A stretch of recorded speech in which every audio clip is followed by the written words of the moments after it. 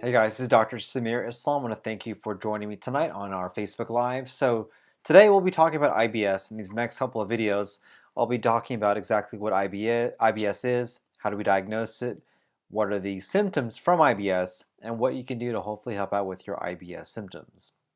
And so when we think about IBS unfortunately is a very prevalent underdiagnosed disease. Almost 10 to 15% of the US population has IBS.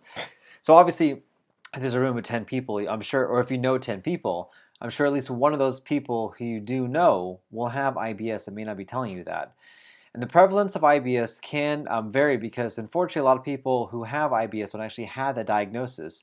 We have a lot of people who have symptoms of pain, bloating, diarrhea, constipation that are not aware that they actually have IBS as the cause or the symptoms. So because of that, they're wondering exactly what's going on with their GI tract, which ends up delaying care for quite some time.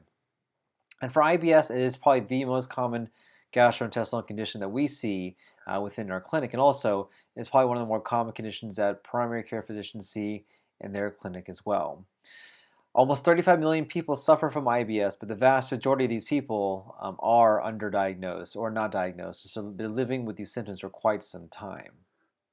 So when we define IBS is defined as a functional bowel disorder, meaning there's abdominal pain that's seen there. That's the predominant symptom.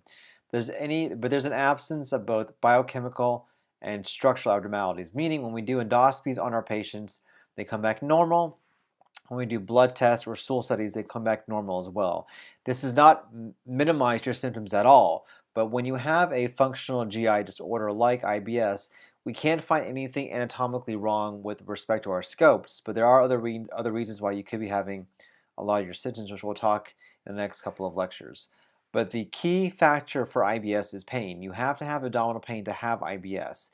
If you don't have abdominal pain, if you don't have pain as a component, then you don't have IBS. If you just have diarrhea without pain, typically it's not IBS. Or if you have constipation and you don't have any pain, then it's just constipation. It may not be classified as IBS, but pain has to be a component within the IBS disease spectrum to actually be classified as having IBS. Now, there are three main types of IBS: IBS-D, which is diarrhea predominant; IBS-C, which is constipation predominant. Then you can have a mixed pattern as well, which you fluctuate between diarrhea and constipation. And a lot of people have these symptoms within the day, within the week, or even within the hour. We have people who can fluctuate between diarrhea and go to constipation and go to a mixed pattern, maybe go back to constipation. I have some patients that have diarrhea as their most predominant symptom. I have some patients who have constipation as their most predominant symptom. And so IBS can range depending on the day, the week, the month, what your mood is, and maybe what you've eaten at that particular time as well. So don't be surprised if your bowels change or fluctuate if you have IBS.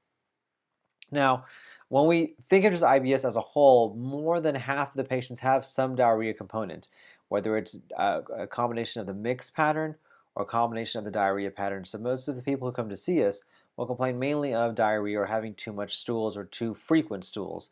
And we tailor our treatment therapy to hopefully minimizing those particular symptoms. But people have constipation only, and that's a very common symptom from IBS.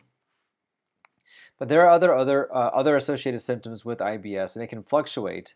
Other symptoms including loose or frequent stools, pain, cramping, or even bloating as well. I would say the vast majority of my patients who have IBS as their diagnosis also have associated cramping and bloating as well, and it's hard to differentiate what can lead to what.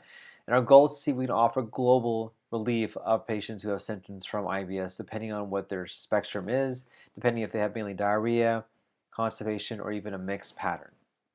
Now, some of the more common symptoms from IBS, like I mentioned before, abdominal pain. You have to have abdominal pain to have a component of IBS. We can also have diarrhea, maybe even fluctuate to constipation with bloating, upset stomach, nausea and or vomiting, change in bowel habits, or even belching or flatulence. But you can also have other non-GI manifestations of IBS, including painful intercourse, problems with the urination, fibromyalgia, poor sexual function, and being just tired and fatigued all the time.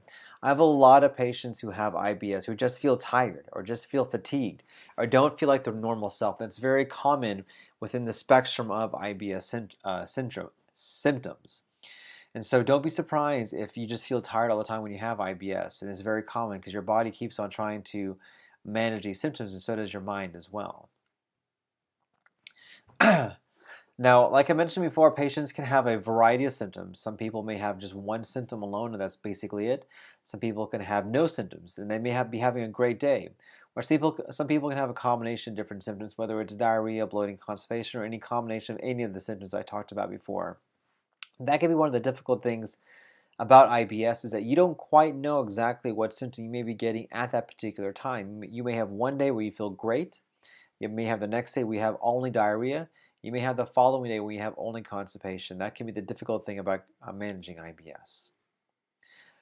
But in summary, IBS is considered a functional gastrointestinal disorder, meaning there's no biochemical or structural abnormalities that we can see.